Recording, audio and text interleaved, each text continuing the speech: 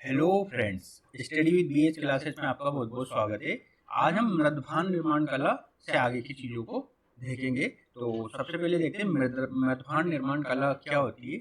जो मृदभांड होते हैं, जो बर्तन होते हैं मिट्टी के, उन पर जो जिस जिस तरह से उनका निर्माण किया जाता है उसको मृदभांड निर्माण कला कहते हैं। ये भारत में पाषाण काल से ही प्रचलित थी, है ना। पाषाण काल से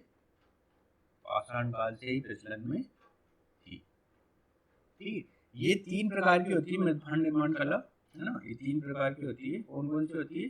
पहली होती है चमक रहित मृदभांड। ठीक, पहला होता है चमक रहित,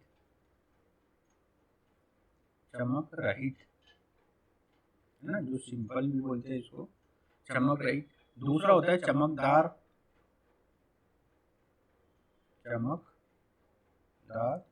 और तीसरा होता है इसगेर फेटो, है ना, इसगेर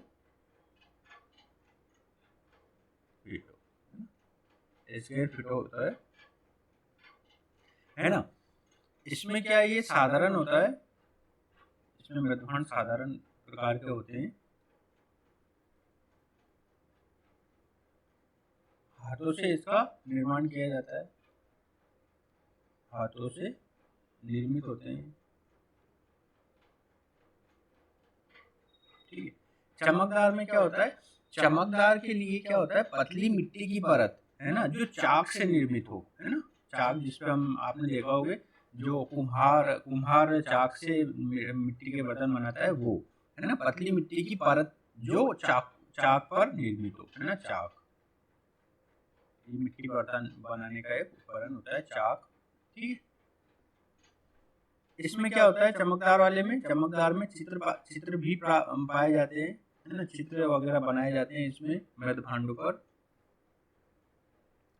जैसे उत्तरी काले पालिशदार मृदभांड, उत्तरी काले पालिशदार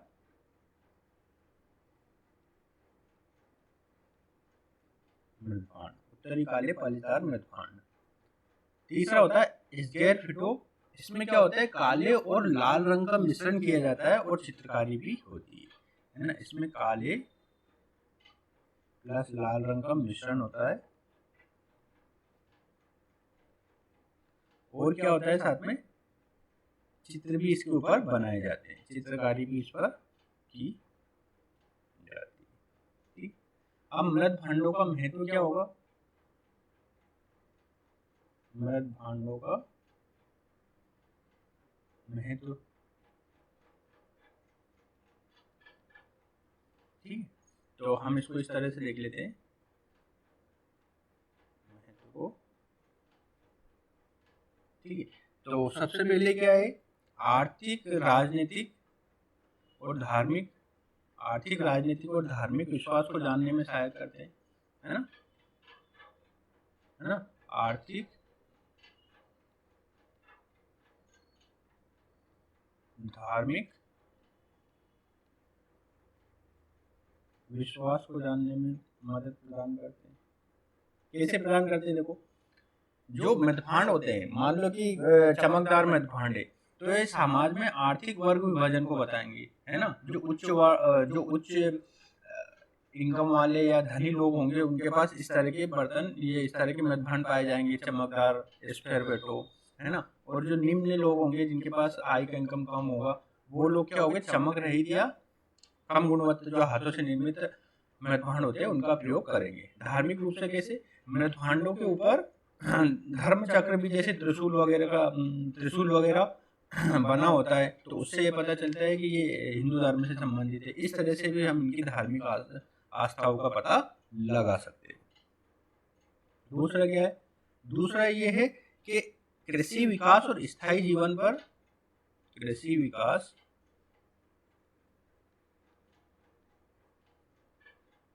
एवं स्थायी जीवन के बारे में ये बताते हैं, है ना, कि जीवन स्थायी हो चुका था, लोग एक जगह रहने लगे थे, है ना, स्थायी जीवन। ठीक है। ये परलौकिक महत्व को भी बताते थे, परलौकिक परलौकिक सत्ता या जीवन। जैसे क्या होता था, मृत भांडों में अगर कोई व्यक्ति मरता था तो उसके समीप मृत भांड ले जाकर जो भी वो उस व्यक्ति को वो चीज प्यारी होती थी, जैसे वो कुछ खैनी वगैरह है, जो कुछ भी करता था, कुछ कपड़े उसके महत्वपूर्ण है या कुछ भी है, तो मृत भांड के अंदर उस मृत भांड को वहां ले जाकर उसके अंदर रख दिया जाता था, है ना, या उसे उस तरह से दफना दिया जाता, मृत भांड उसके बगल में दफना दिया जाता था। तो ये भी एक पारलौकिक जीवन को बताते थे, वहां पे मृत भांडों का यहाँ भी महत्व देखा जा सकता है। ठीक है, तो ये मृत भांडों का एक छोटा सा टॉपिक हो गया। अब हम देखेंगे चित्रकला। चित्रकला एक बड़ा टॉपिक है, चित्रकला को देखेंगे। तो चित्रकला को सबसे पहले हम देखेंगे इसके तत्व कौन कौन से हैं, ठीक है, उसके बाद देखेंगे इसका विकास कैसे हुआ, और फिर इसको देखेंगे क्षेत्रीय चित्रकलाएं कौन कौन सी होती है। तो तत्व में क्या क्या आते हैं, तत्व में आते हैं, पहला आता है रूप भेद या रेखा प्रधानता, हम जिसे कहते हैं रूप भेद या रेखा प्रधानता, हम इसे कहते हैं रेखा प्रधानता। दूसरा आता है प्रमाण, नेक्स्ट आता है भाव, नेक्स्ट लावण्य, है ना, नेक्स्ट लावण्य, उसके बाद सादृश्य योजना, है ना, नेक्स्ट आएगा सादृश्य योजना, फिर आएगा वर्ण योजना या रंग योजना, वर्ण योजना या रंग योजना। तो ये चित्रकला के तत्व हैं। इसके विकास को हम देखेंगे, कहाँ से देखेंगे, प्रागैतिहासिक काल से देखेंगे हम इसको। विकास में क्या क्या आएगा, प्रागैतिहासिक काल को देखेंगे, प्रागैतिहासिक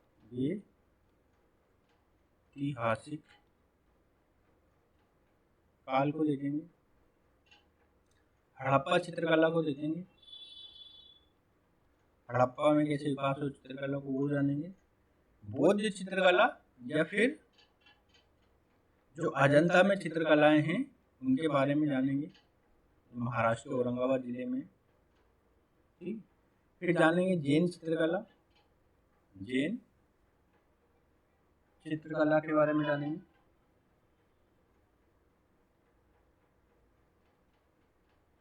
ठीक। उसके बाद जानेंगे हम मुगल चित्रकला के बारे में,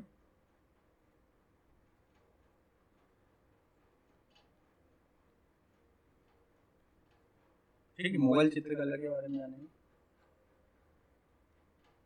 फिर जानेंगे क्षेत्रीय चित्रकला, क्षेत्रीय चित्रकलाएं कौन कौन सी होती है, जैसे राजस्थानी चित्रकला,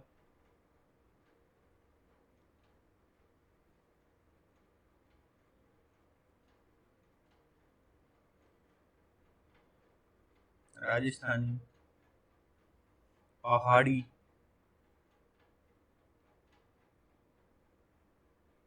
मधुबनी,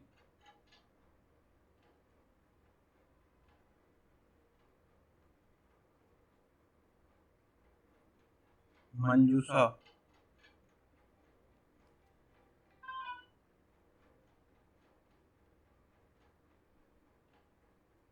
ठीक है। इन चित्रकलाओं के बारे में जानिए, है ना। तो ये एक बड़ा टॉपिक होने वाला है, तो हम इसको एक एक करके देखते हैं। सबसे पहले देखेंगे तत्व, चित्रकला के तत्व कौन कौन से होते हैं। तो पहला है रेखा प्रधानता।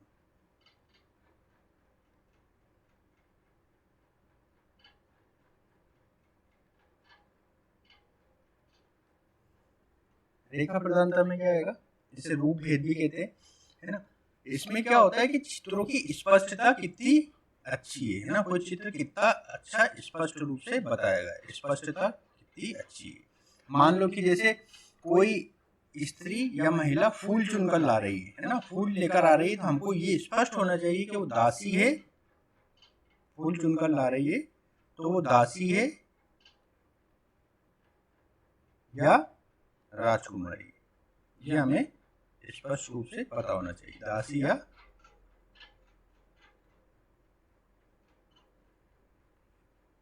राजकुमारी क्या है, ये हमको स्पष्ट रूप से पता होना चाहिए। नेक्स्ट आता है प्रमाण। ठीक है, प्रमाण क्या होता है? जो चित्र होता है उसकी विवरणात्मक स्थिति को बताता है। प्रमाण बताता है विवरणात्मक स्थिति, उसका विवरण बताता है, विवरणात्मक स्थिति को बताता है प्रमाण। जैसे लंबाई चौड़ाई हो गया, है ना। जैसे देवता और मनुष्यों के चित्रों में हमें स्पष्ट पता होना चाहिए, है ना, कि कौन सा भगवान का चित्र है और कौन सा मानव का चित्र है।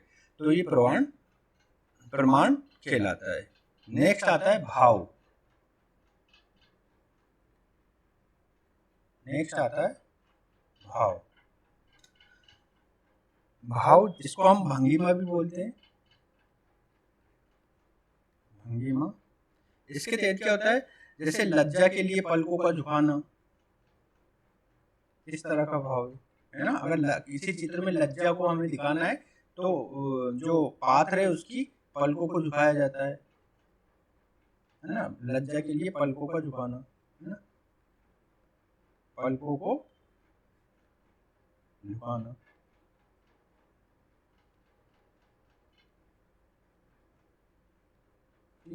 ये भाव कहलाएगा। ठीक, करुणा, वियोग, उल्लास, भीतरी सौंदर्य कैसा है, इस तरह के भाव को प्रदर्शित करना भाव कहलाता है। ठीक है। लावण्य क्या होता है? लावण्य क्या होता है?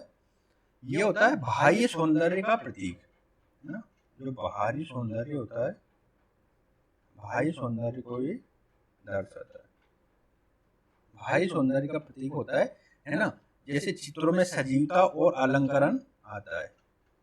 अलंकरण से क्या तात्पर्य? जैसे मैं बताता हूँ कि जैसे गले में हार बताना, गले में हार, कानों में कुंडल, कानों में कुंडल, कानों में कुंडल, कानों में कुंडल, ये होता है। ठीक है। नेक्स्ट आता है सादृश्य योजना। सादृश्य योजना। सादृश्य योजना क्या होता है? किसी आकृति के रूप तथा भाव को दर्शाने के लिए किसी दूसरे रूप की सहायता लेना सादृश्य योजना कहलाता है ना। जैसे मैं बताता हूँ, वो कृष्ण को दर्शाने के लिए हम क्या करते हैं? मोर पंख का प्रयोग करते हैं या बंसी का प्रयोग करते हैं, है ना। कृष्ण को दर्शाने के लिए हम क्या करते हैं? मोर पंख का प्रयोग करते के लिए मोर पंख का प्रयोग करते।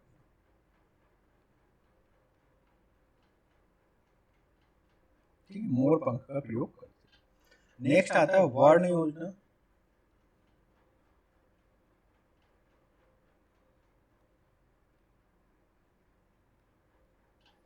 विभिन्न रंगों के माध्यम से चित्र को आकर्षक बनाया जाता है ना। विभिन्न रंगों का प्रयोग करके चित्रों को आकर्षक बनाने की जो प्रक्रिया होती है उसे वर्ण योजना कहते हैं। तो ये सभी हमने इसके चित्रकला के तत्व देख लिए। कौन कौन से तत्व देखे?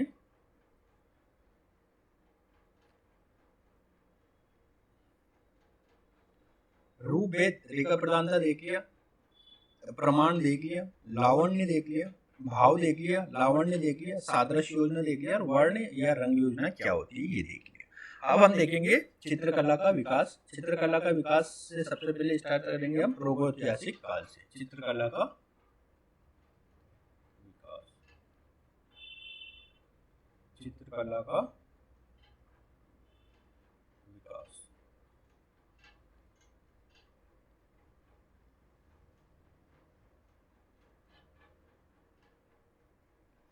प्रागैतिहासिक चित्रकला देखेंगे। प्रागैतिहासिक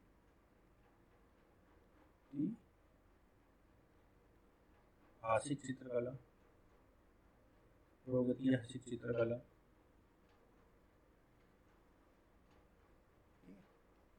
इसके अंतर्गत देखेंगे प्रागैतिहासिक चित्रकला में कौन कौन सी आती है, पूरा पाषाण काल के दौरान जो निर्मित हुई है, पूरा पाषाण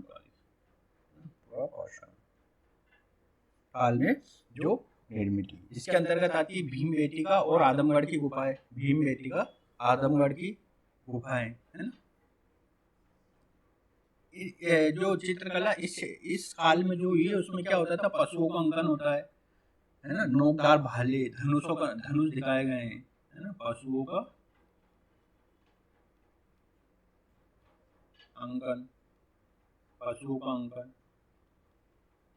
आखेट जिसे हम युद्ध कहते हैं उसके बारे में बताया गया है, आखेट, है ना, जिसे युद्ध कहते हैं। मानव की सामान्य गतिविधि को बताया गया है, मानव की जो सामान्य गतिविधियां होती है उसको बताया गया है, मानव की सामान्य गतिविधियों को बताया गया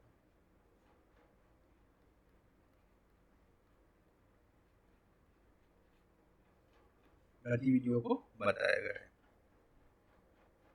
जैसे प्रकृति और मनुष्य के मध्य संबंध को बताया, लोग समूह में रहते थे, है ना, लोग हाँ, इसमें क्या है, इसमें लोग रंगों से भी परिचित थे, इससे पता चलता है, रंगों से परिचित थे,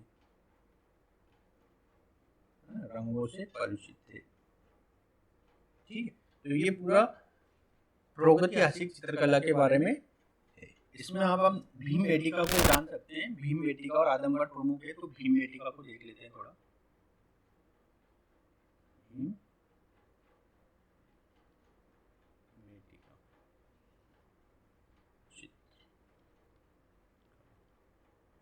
भीमबेटका कहाँ है, भीमबेटका मध्य प्रदेश के रायसेन जिले में है। ठीक, इसको विश्व विरासत स्थल घोषित किया गया था 2004 में। ठीक, 2004 में इसको विश्व विरासत स्थल घोषित किया गया था।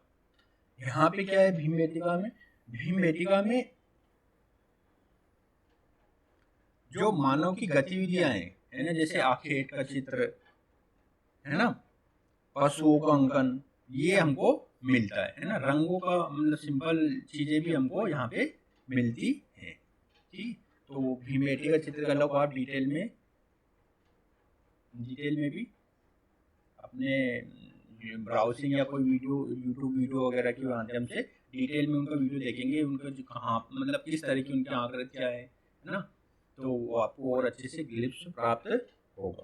तो आज का वीडियो यहीं पे समाप्त करते हैं, नेक्स्ट वीडियो में हम आगे की चित्रकलाओं के बारे में जानेंगे। तो आज का वीडियो देखने के लिए बहुत बहुत धन्यवाद।